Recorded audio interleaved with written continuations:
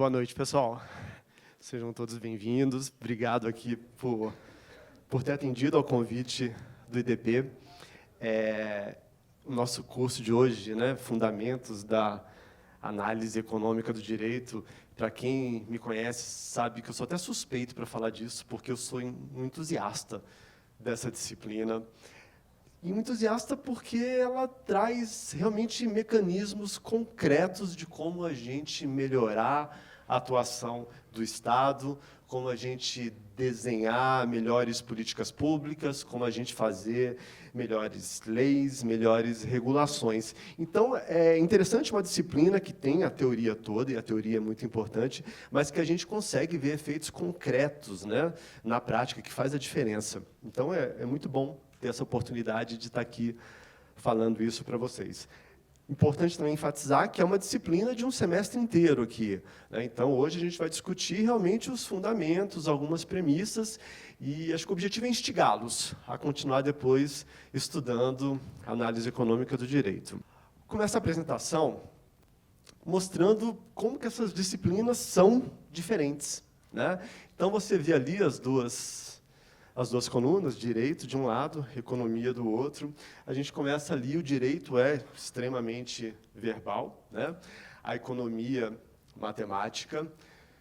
O direito hermenêutico, a gente cuida da interpretação das normas. A economia já tem uma base empírica, né? Ela trabalha muito com evidências. O direito aspira a ser justo, né? A justiça vem sempre ali em primeiro lugar. A economia faz esse esforço grande para ter uma base científica. O direito tradicional, a economia iconoclasta. O que significa iconoclasta? Ela rejeita imagens, rejeita ícones, né? Ela tem que ter uma fundamentação. O direito ancestral, a economia é relativamente nova, né? Se a gente pegar ali a obra de Adam Smith, que é considerado um dos pais da economia, ele fez as pesquisas dele ali em torno de 1750, então é relativamente nova, perto do direito, então é muito nova. O direito, toda a crítica jurídica é baseada na legalidade, e a economia, a crítica econômica, vem pelo lado do custo. Então, a gente pensa assim, poxa, né, são metodologias bastante diferentes. Por que essas disciplinas acabaram se juntando? Qual o benefício da gente juntar essas duas disciplinas?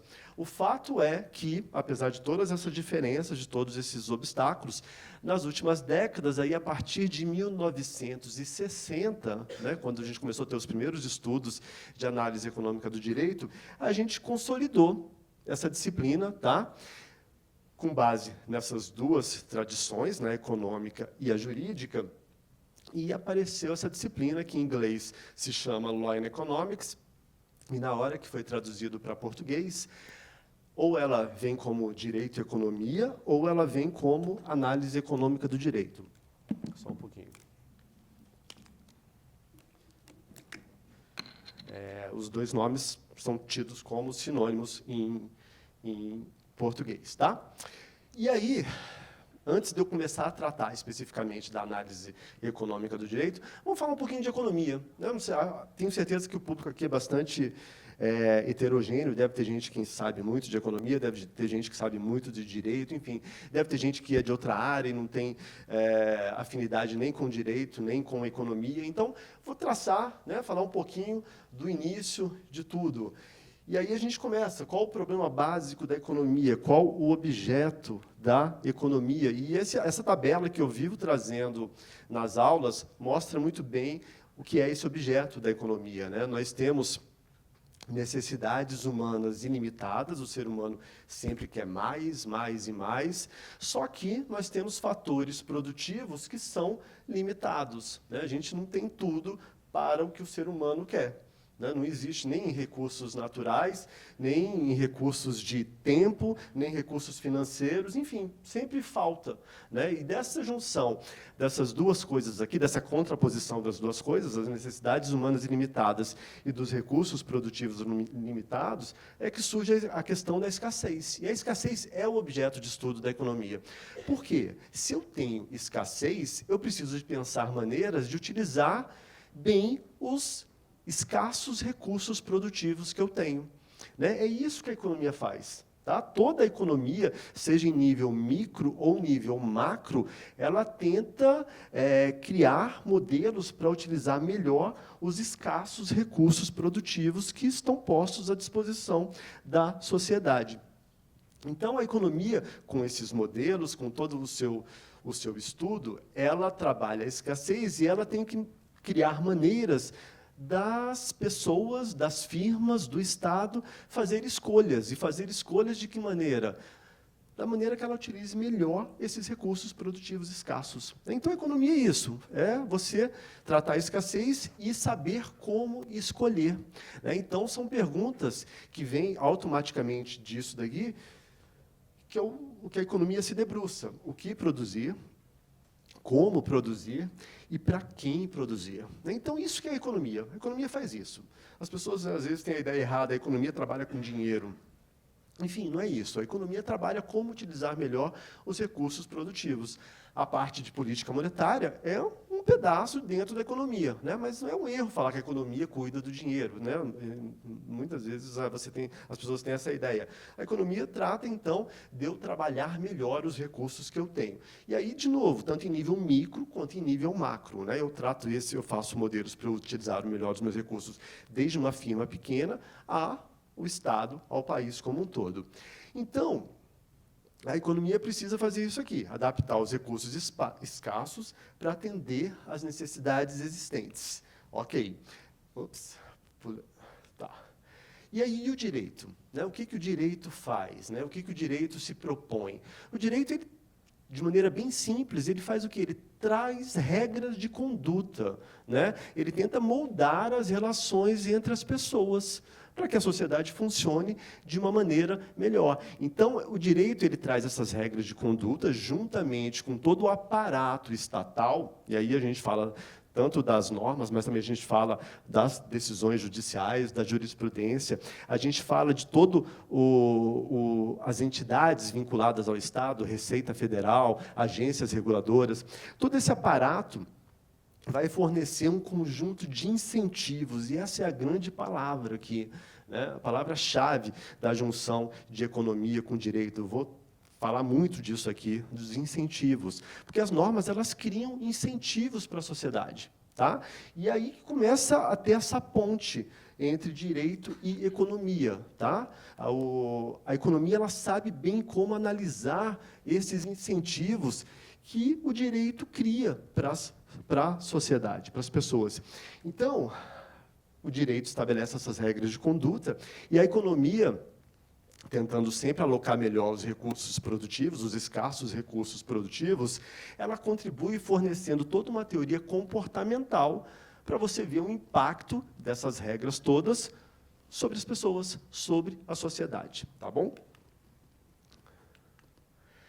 E aí vem, então, o que é a análise econômica do direito. Olha essa definição aqui do professor Ivo Gico. Vamos ler junto aqui. A análise econômica do direito nada mais é que a aplicação do instrumental analítico e empírico da economia. Então, vamos lá. Instrumental analítico, né, todos os modelos que fazem a gente entender o comportamento das pessoas, e um instrumental empírico, como eu trabalhar dados, como eu trabalhar evidências. Então, o instrumental analítico e empírico da economia, em especial microeconomia e a economia do bem-estar, para quê? Para tentar explicar, prever as implicações fáticas do ordenamento jurídico, bem como a lógica desse ordenamento jurídico. É isso que a análise econômica do direito faz. Pega, então, o instrumental da economia e utiliza para tentar entender o direito, tá? Entender as implicações fáticas do direito, entender as consequências das normas perante a sociedade. É importante dizer, né, o que a análise econômica do direito não é. Primeira coisa, não é direito econômico. Achar que análise econômica do direito é direito econômico, e não é. O que é o direito econômico? De maneira bem simples, né? É o ramo do direito que vai regular a economia e os mercados. Então, aí a gente tem legislação antitrust, várias, normalmente as regulações vinculadas às agências reguladoras, né? Então, enfim, é toda a parte do direito, do ordenamento jurídico, para regular a economia. Mas isso não é análise econômica do direito, né? A análise econômica do direito, a gente já viu, é como eu utilizar o instrumental da economia para entender o direito. Isso é diferente de direito econômico.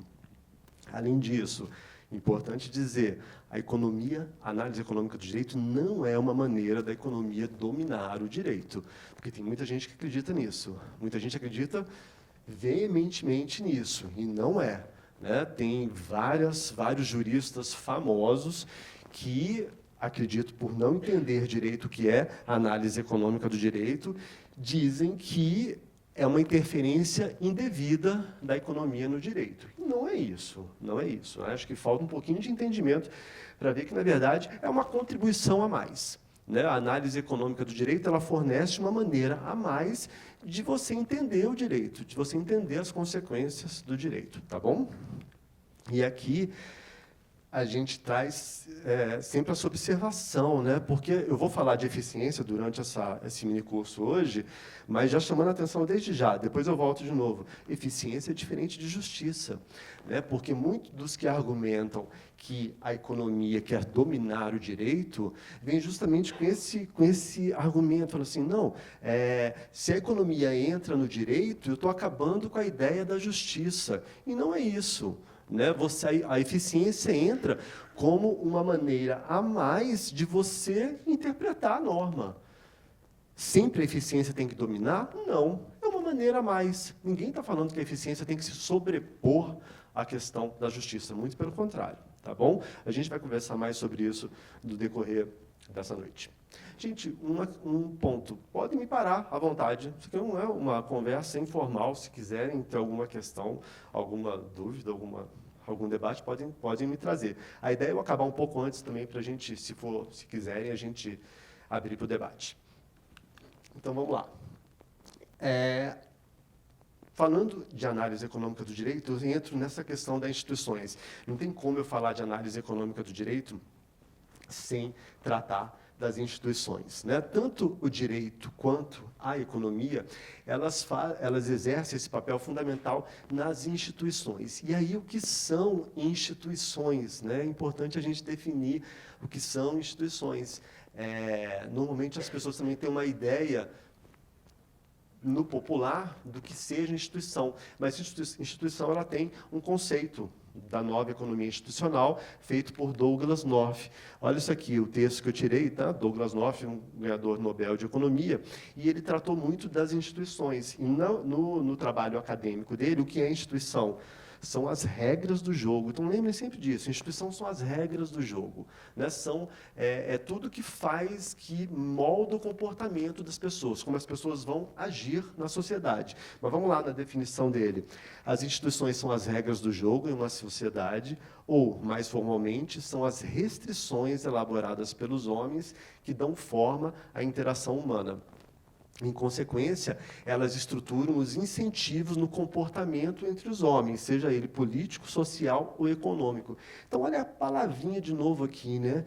Incentivos. As instituições, que são as regras do jogo, né? Como as pessoas vão se portar na sociedade, essas instituições criam incentivos, estruturam incentivos em como isso vai moldar o comportamento das pessoas na sociedade.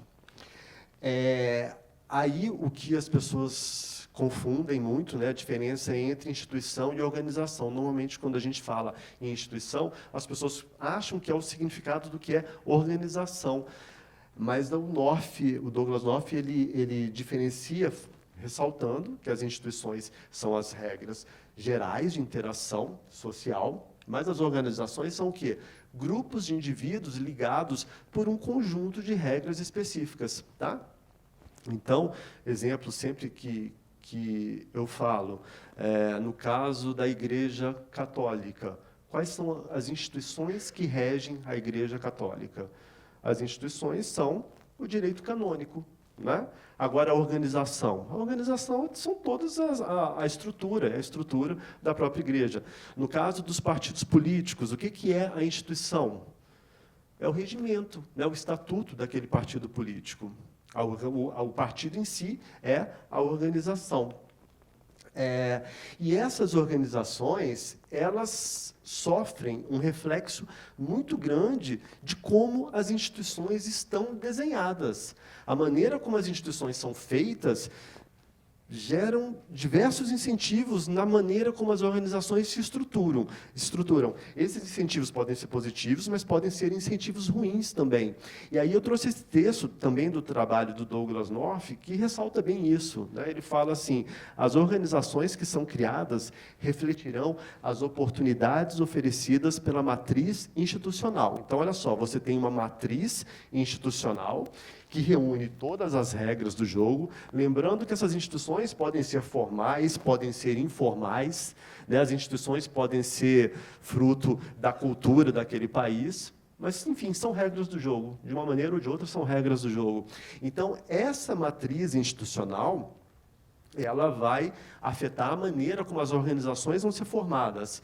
Isto é, a estrutura institucional recompensa a pirataria, então vão surgir organizações de piratas. Significa o quê? Se num desenho institucional você não coíbe produtos que não respeitam direitos autorais, né? Você não coíbe lojas informais, você não coíbe o mercado informal de rua, o que você está falando para a sociedade? Façam esse tipo de negócio, né? Copiem mercadorias, montem lojas informais, não paguem impostos, é isso que você está sinalizando. Então, a matriz institucional incentivou as organizações dessa maneira. Por outro lado, se a estrutura institucional recompensa atividades produtivas, o que vai acontecer? Eu vou ter organizações produtivas formadas, né, conforme aqueles incentivos que são dados. E aí vocês podem me perguntar assim, poxa, mas tá, isso é tão importante assim? Isso é o que faz a diferença entre nações desenvolvidas e nações subdesenvolvidas. Né? A maneira como a matriz institucional é desenhada, a maneira como ela foi construída no decorrer dos tempos, tem um reflexo direto no desenvolvimento econômico, né? Se um país cresce mais ou cresce menos, é o que a gente vai discutir mais um pouquinho agora. Enfim, a gente tem uma interdependência dessas áreas, desses conceitos, né? O direito interfere na economia, que, por sua vez, interfere no direito, e as duas áreas têm um reflexo e interferem nas instituições e nas organizações. Então, você tem aí esse tripé, né, que tem que estar muito bem azeitado para que você tenha incentivos que gerem desenvolvimento econômico. Se você tiver normas ruins, isso vai gerar organizações ruins, porque a matriz institucional vai ser ruim. Se você tem normas ruins, isso pode ter um efeito negativo em como a economia vai se desenrolar. E assim vai, né? Esses três braços aqui, um interfere no outro. Então, isso que eu falei, na maneira como acontece essa interação, pode ajudar ou prejudicar o desenvolvimento econômico, e isso acontece por meio da cooperação ou do conflito que você está incentivando. Isso tudo vem da obra do Douglas North. Se eu tenho uma matriz institucional que favorece a cooperação entre os entes da sociedade, eu facilito o desenvolvimento econômico. Agora, se a minha matriz institucional incentiva um conflito entre os agentes da sociedade, né, é muito mais difícil eu conseguir eu incentivar desenvolvimento econômico. Tá legal? E é importante dizer que isso se aplica a qualquer sistema econômico. Todo sistema econômico tem que fazer essa coordenação, porque muita gente fala assim, isso aqui é a obra do capitalismo. Não. Né? Essa interação tem que estar muito bem coordenada em qualquer sistema. Pode ser um sistema comunista, pode ser socialista, em qualquer sistema, essa coordenação tem que funcionar muito bem. porque senão você também vai ter problemas em fazer aquele país crescer. Ok? Olha só essa foto. Uma foto montada com imagens de satélite retiradas, né, durante a noite, e ela mostra os pontos de energia elétrica espalhados pelo mundo. Tá? Você vê aqui algumas áreas muito iluminadas, né, outras áreas bastante escuras. Claro que você tem também um componente geográfico, né? A gente não vai encher de luz no meio da Amazônia. Mas, enfim, existe uma correlação grande entre energia elétrica e desenvolvimento econômico. Tá?